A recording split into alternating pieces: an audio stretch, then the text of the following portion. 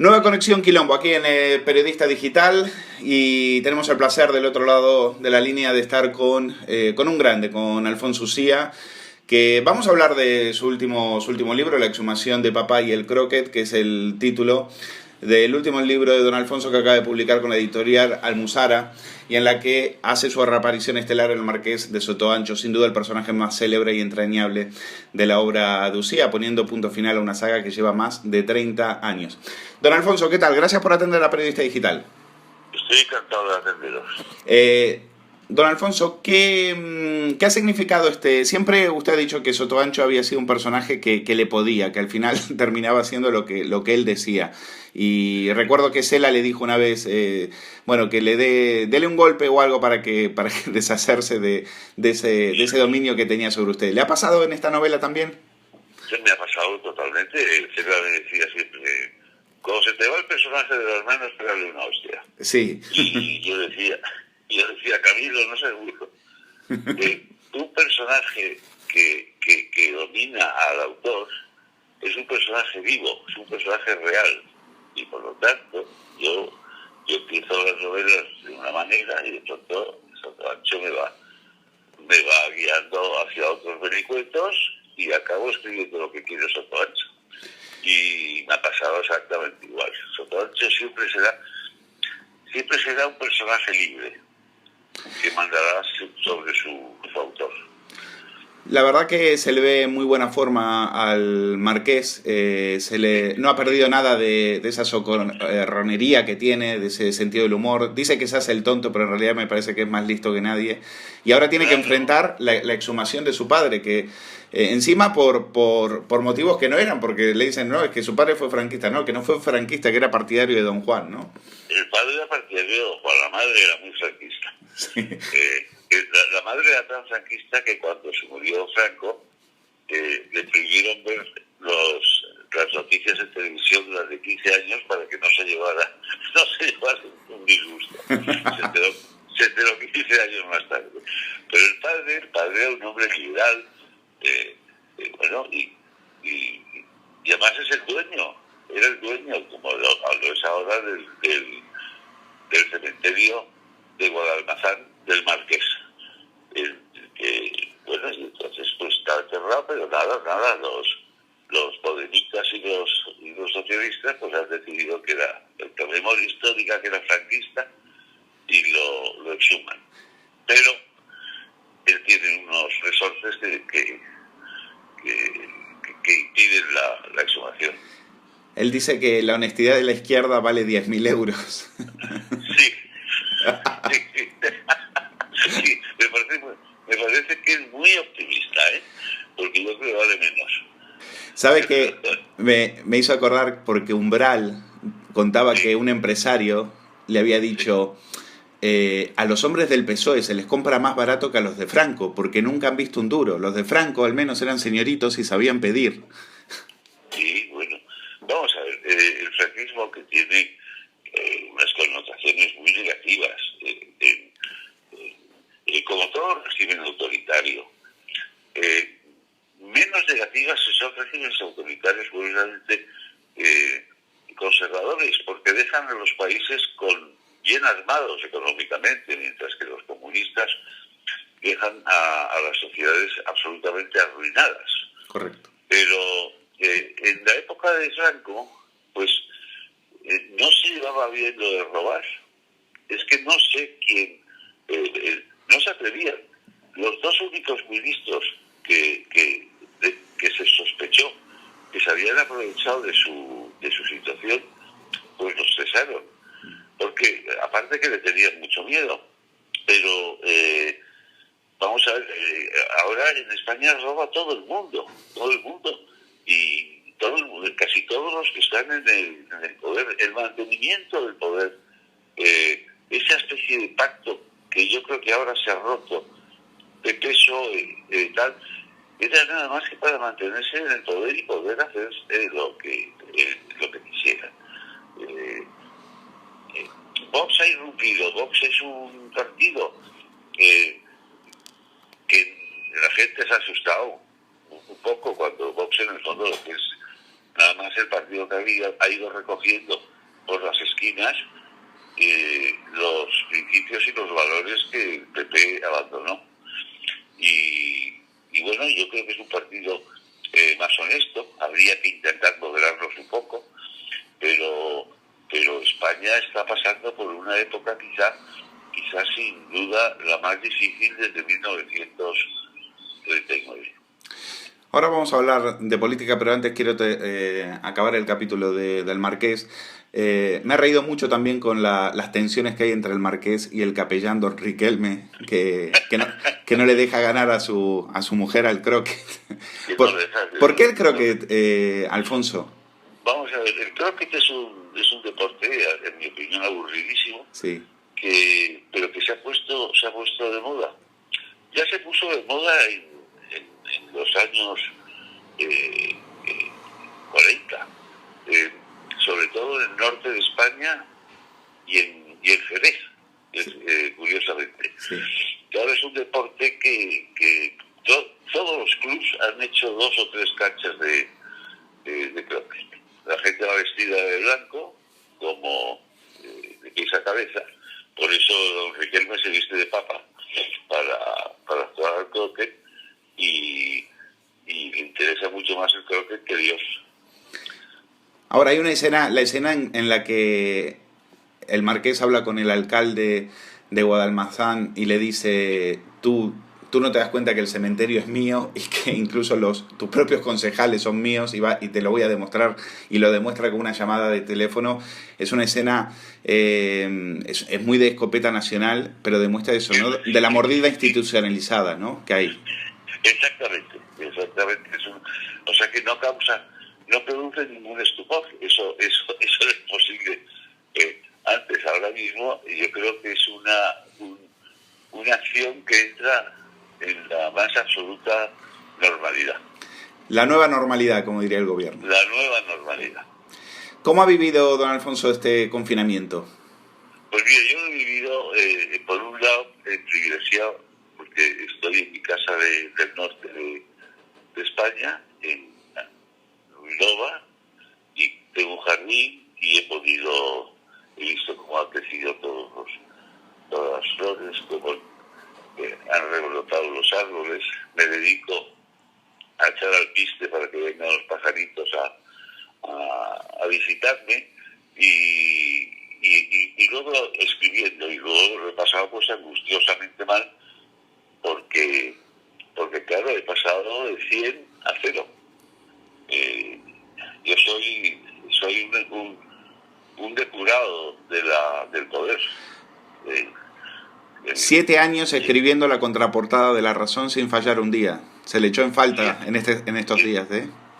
Exactamente, 7 años escribiendo la contraportada. Bueno, 7 años y que podía haber faltado 15 días cuando me operaron, 20 días cuando me operaron y me llamaron urgentemente y en unas situaciones lamentables físicas tuve que volver a escribir.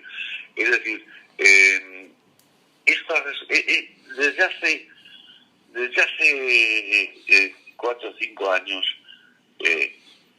al principio que yo me puse y tuve una conversación muy dura con los dirigentes de La Razón y del Grupo Planeta cuando compraron la Sexta. Sí. Yo dije, esto es una vergüenza porque no se puede intentar poner los huevos en todas las cestas y qué es lo que estáis haciendo. Pero efectivamente en aquella época todavía La Razón tenía una independencia de la Sexta, de la Transmedia y del Grupo Planeta.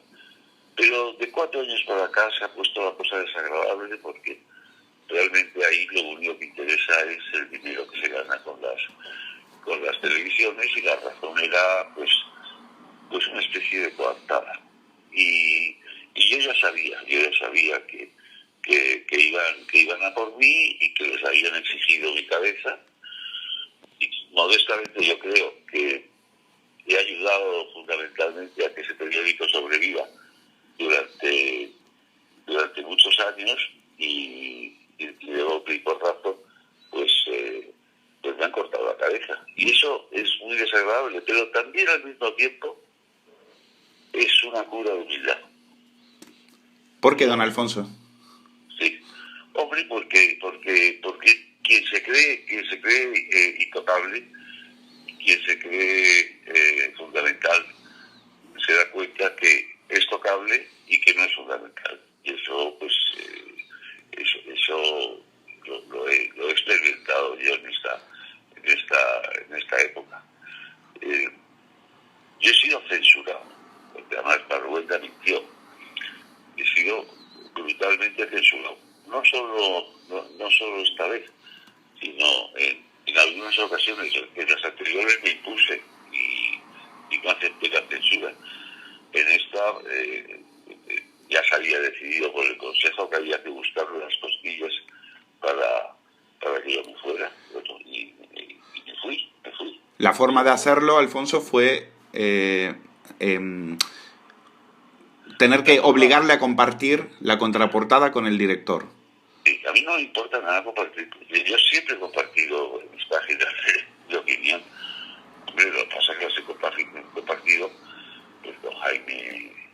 Sí, Campani, Antonio Burgos, Los Santos, con Antonio Burgos, Mingote, con Jiménez de los Santos, con Albite en La Razón. Claro, pasar de compartir la página con esos maestros a compartir la página con Marruenda, que escribe fatal y además es un hombre que no dice nunca nada interesante, pero era la forma de decirme, ya la página no es tuya, la página es de... Entonces, bueno, yo les mandé entonces unos artículos de menos extensión que se llamaban los breves episodios naturales.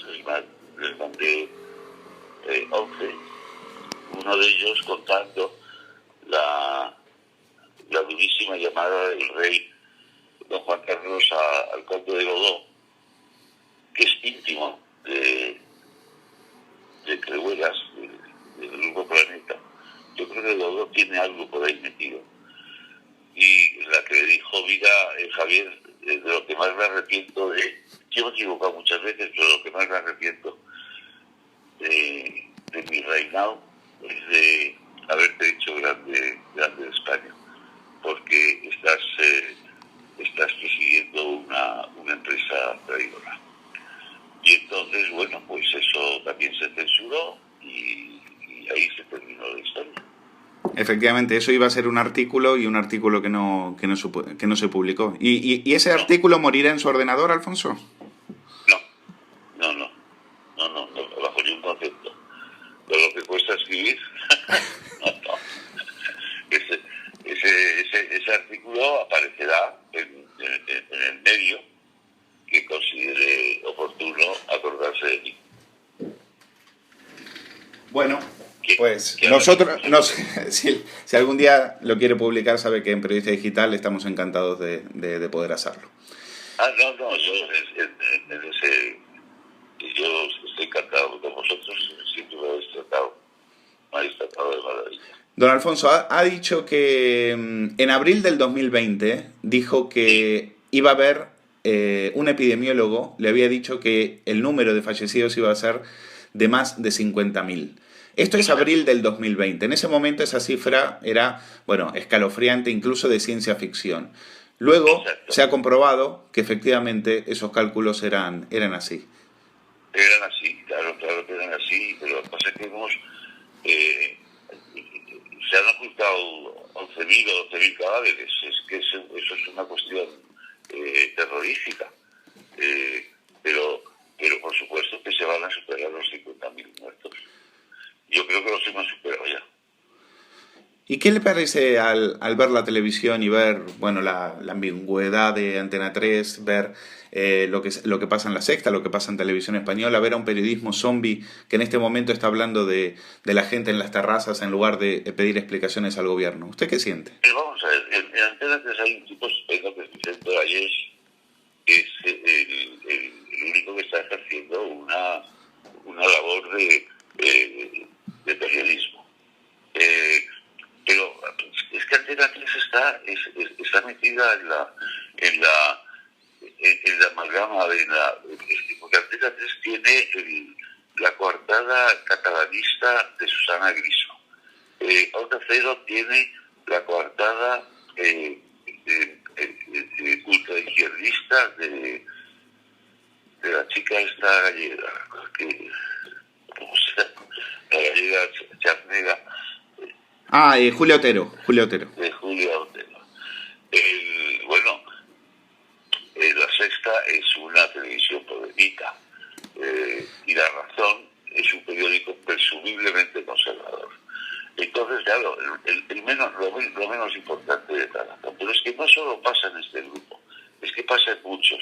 El periodismo está adocenado porque el periodismo lo que no quiere es perder su puesto de trabajo. Y nunca las empresas periodísticas han estado más sometidas al terror del poder que ahora. Es decir, claro,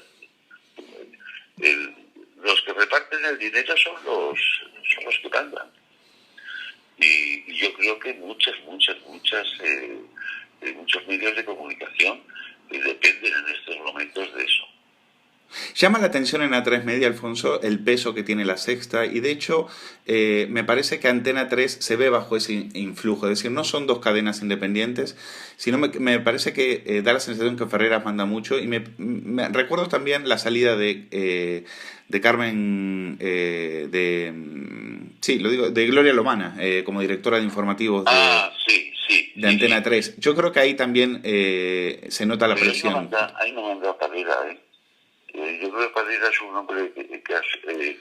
ahí el bacalao lo cortan entre Crehueras, Casals y Silvio González y nadie más. Y en este momento la intención de estos directivos con respecto al gobierno, ¿qué es? ¿Salvar a Pedro Sánchez? Salvar a Pedro Sánchez. Yo creo que el objetivo de estas empresas, más que salvar a Pedro Sánchez, es salvarse a ellas. Y si tienen que utilizar a Pedro Sánchez y si tienen que someter a Pedro Sánchez, pues entonces lo hacen. Pero claro, no. Ahora mismo el periodismo en un 70%, 80% es gubernativo. Al menos, leyendo al Marqués de Sotoancho, bueno, los concejales de la izquierda valían 10.000 euros, su cabeza costó 15 millones de euros, si sirve de consuelo, ¿no, sí, don Alfonso? Exactamente, eso me produce una enorme satisfacción, pero tampoco es una satisfacción que dura muy poco, porque aquí estoy sin poder escribir, sin trabajo y sin nada, pero bueno, oye, que hay que pasar, en la vida hay que pasar de todo. Se le nota que tiene ganas de volver, que echa de menos, tiene mono de esa columna, hombre, de volver a escribir. Claro que tengo mono, y sobre todo es que me han callado en una época que yo creo que tenía que haber hablado y que tenía que haber escrito, y echo mucho de menos eso que se llama el temblor diario, de enfrentarse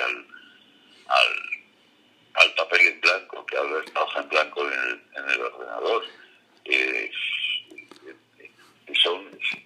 No sé, llevo 40 años prácticamente escribiendo todos los días para los periódicos, para las radios, para los guiones de televisión, y claro, la obligación es la que te mueve. Y yo me considero hasta el momento yo estoy como desvanecido, ¿sabes? ¿Podría haberme amargado? Pues no me he amargado, no me he amargado. No me doy por vencido, pero noto que he perdido unos meses fundamentales en mi profesión. Aparte, Alfonso, los grandes columnistas como usted, premio González Ruano, premio Maraña de Cavia, premio Pluma de Oro del Club de la Escritura, se crecen en estos momentos. O sea, ustedes necesitan grandes temas como como Claro. fue el del coronavirus. Ustedes con estos temas escriben todavía mejor. No, yo creo que no, fíjate. Yo creo que el buen columnismo es el que destaca cuando no ocurren cosas tan graves. Es decir, cuando tienes que inventar, cuando tienes que ir a la imaginación, cuando tienes que recurrir al costumbrismo, cuando tienes que recurrir a la naturaleza, al humor, entonces ahí es donde se fragua el buen columnista. En estos momentos, con las noticias que hay diariamente, yo pienso, bueno, pero sí, yo podría haberlo interpretado de esta manera o de otra, pero es que la noticia es tan importante que supera a cualquier columna.